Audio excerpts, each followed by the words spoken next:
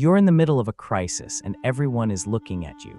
The room is chaos, voices overlapping, panic rising like floodwater, and you feel it. You feel that familiar gravity pulling you inward, that automatic dimming of your own internal volume. Your face arranges itself into something neutral. Your voice drops into that steady, measured cadence. You become the eye of the storm, not because you want to be, but because you've learned that this is your role. This is what you do. You stay calm. And people admire you for it. They call you grounded. They say you're unshakable. They come to you when their worlds are falling apart because you never seem to fall apart yourself.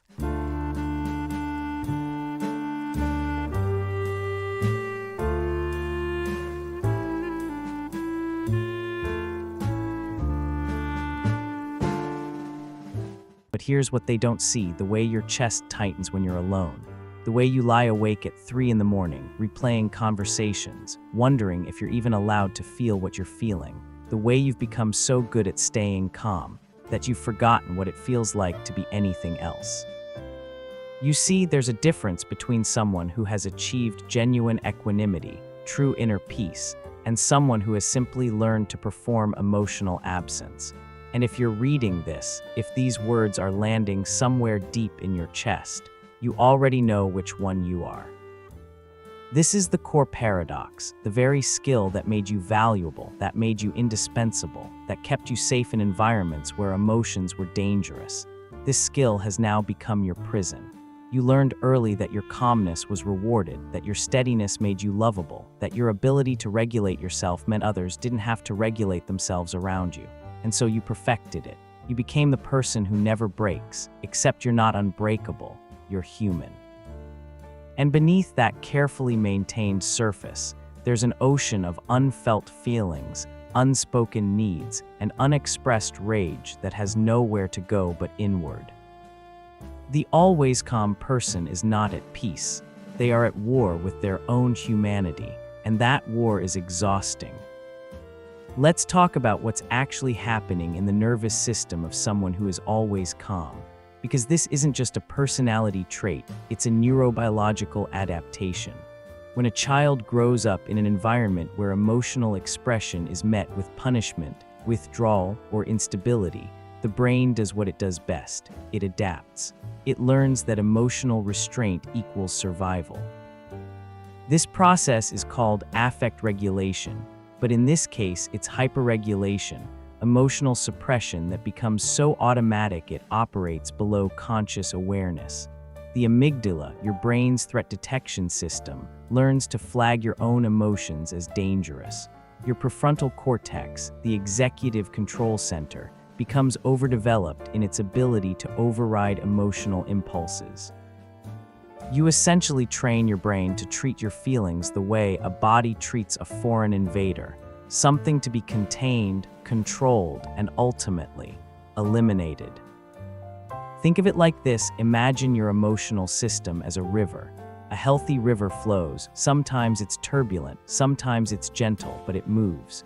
The always calm person has built an elaborate system of dams, locks, and channels.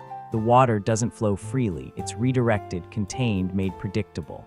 And here's the problem: rivers aren't meant to be dammed indefinitely. The pressure builds, the infrastructure requires constant maintenance, and eventually, something gives. This is often rooted in what psychologists call parentification, a developmental trauma where a child takes on emotional responsibilities that belong to adults.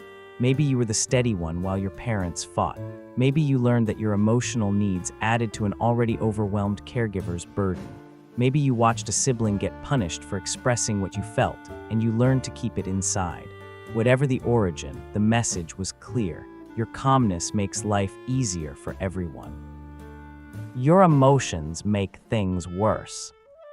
The psychological term for this learned pattern is emotional invalidation, and it creates what's called an invalidating environment, where your internal experience is repeatedly dismissed, minimized, or punished. Over time, you internalize this invalidation. You become your own harshest critic, your own emotional police. You don't need external validation anymore, because you've learned to silence yourself before anyone else has to. And here's where it gets deeply complex. This adaptation often involves what Jungian psychology calls the disowned self, the parts of you that you've exiled into the shadow because they threatened your survival strategy. Your anger, your grief, your neediness, your spontaneity, all the messy, complicated, beautifully human parts of you that didn't fit the always calm persona got locked away. And now, decades later, you're walking around as a partial person, wondering why nothing feels quite real, why you can't seem to connect deeply with others, why you feel like you're watching your life through glass. Let me tell you about the price of always being calm. It's not dramatic. It doesn't announce itself. It accumulates in small moments that no one else notices.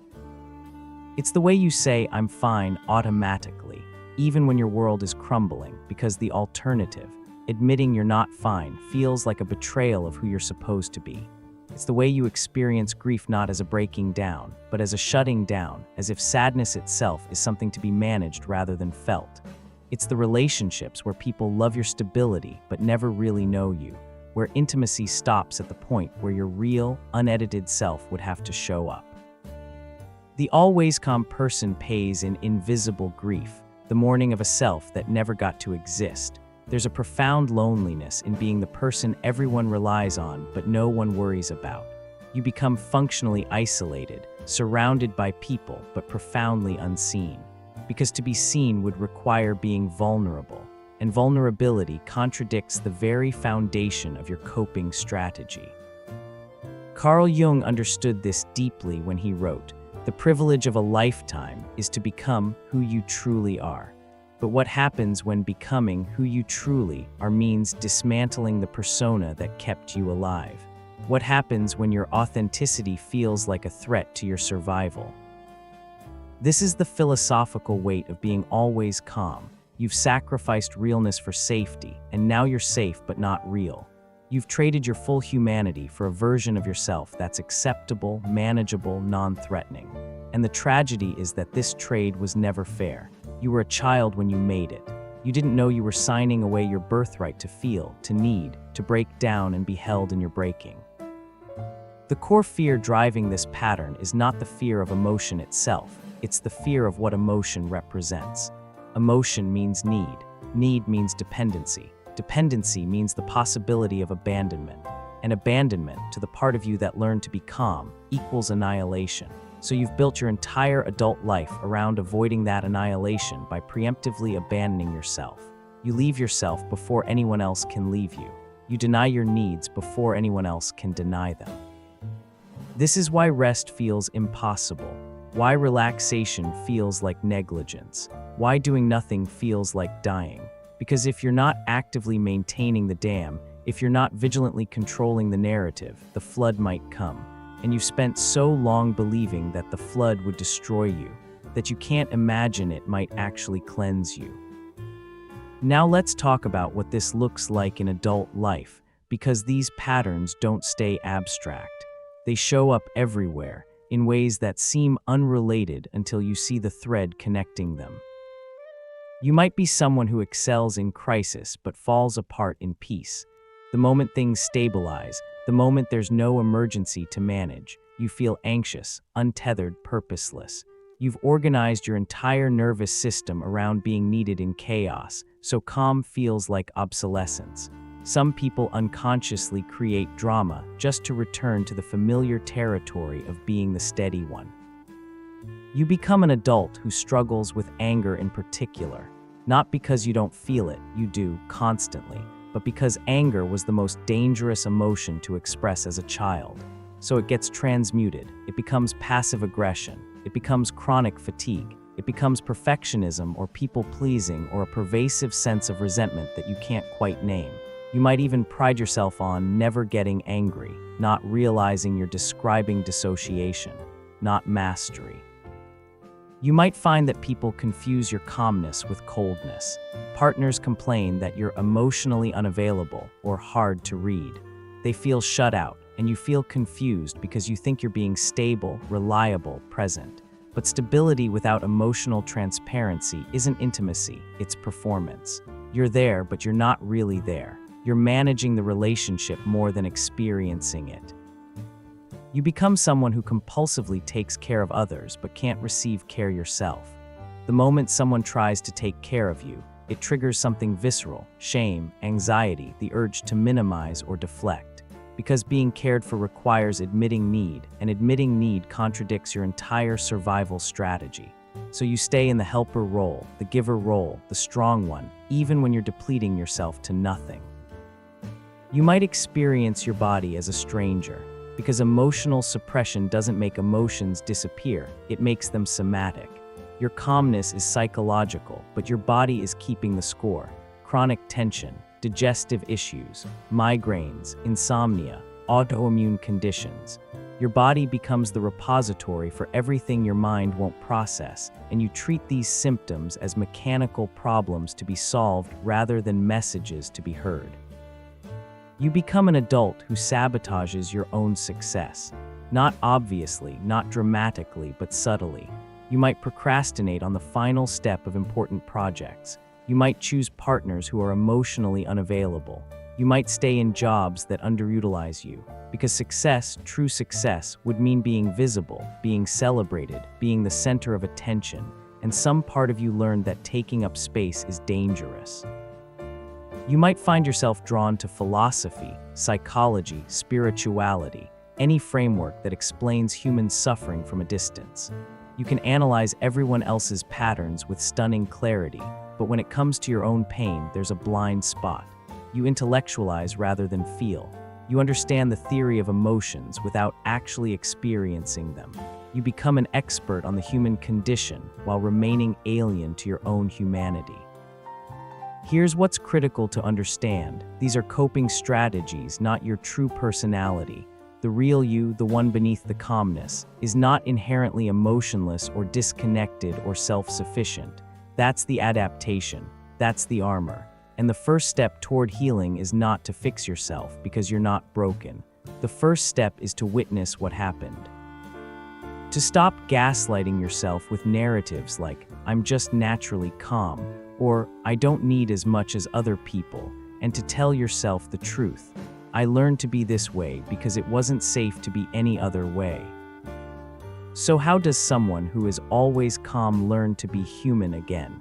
How do you dismantle a survival strategy that has defined you for decades? The answer is both simple and impossibly difficult. You practice feeling. Not managing feelings, not analyzing feelings, not controlling feelings, but actually allowing them to move through you without interference. This is what therapists call emotional exposure, and it's terrifying precisely because it contradicts everything you've learned. You start small. You notice the micro-suppressions happening in real time, the way your chest tightens when you want to cry, the way you immediately redirect when someone asks, "How are you really?" You create what's called a container, a relationship, a practice, a space where it's safe to be something other than calm. Maybe that's therapy. Maybe it's a trusted friend who can handle your messiness. Maybe it's a journal where you give yourself permission to write the unedited truth. One of the most powerful practices is what's called inner child reparenting, consciously giving yourself the permission and validation you didn't receive as a child. You speak to the part of you that learned to be calm and you say, "It's safe to feel now. You don't have to protect everyone anymore. You're allowed to need. You're allowed to break." This process requires what psychologists call self-compassion, treating yourself with the same kindness you've extended to everyone else. Because here's the truth, you've been so busy being strong for others that you've been cruel to yourself. You've denied yourself the very understanding you've offered freely to the world, and that pattern ends when you decide it ends. You also have to learn to choose softness as strength. This is not the weakness you were taught to fear. This is the radical courage to show up as you are, undefended, to say, "I'm struggling," without immediately minimizing it, to ask for help without apologizing for needing it, to let yourself be held in your breaking instead of always being the one holding others. The psychologist Carl Rogers wrote, "The curious paradox is that when I accept myself just as I am, then I can change. This is the heart of healing. You don't change by forcing yourself to be different. You change by accepting what is, including the pain, including the fear, including all the parts of you that don't fit the always calm persona. You change by making space for your full humanity. And gradually something shifts. The calmness that was a prison becomes a choice. You discover that you can be steady and emotional. You can be reliable and vulnerable. You can be strong and human. The goal was never to stop being calm. It was to stop using calmness as a way to disappear. Because here's the final truth. You are not the emergency response version of yourself. You are not the crisis manager, the emotional firefighter, the person who only exists in relation to other people's chaos. You are a full, complex, contradictory human being with needs and feelings and desires that deserve to exist, not because they're useful, not because they make life easier for others, but because they're yours. The world told you that your value was in your calmness, but your value was never conditional. It was never something you had to earn by being less. You were always enough, messy, emotional, needy, human, enough. So if this resonates, if you're recognizing yourself in these words, I want you to do something. I want you to place your hand on your chest, and I want you to say this out loud. I am allowed to feel. Say it until it stops sounding foreign. Say it until your body believes you. This is your invitation, not to be fixed, but to become whole. And becoming whole means reclaiming every part of yourself you were taught to exile, including the parts that aren't calm, that aren't composed, that aren't endlessly giving. If you found truth here, share this with someone who needs to hear it. Subscribe if you want more of these deep explorations into the hidden patterns that shape us. And remember, the goal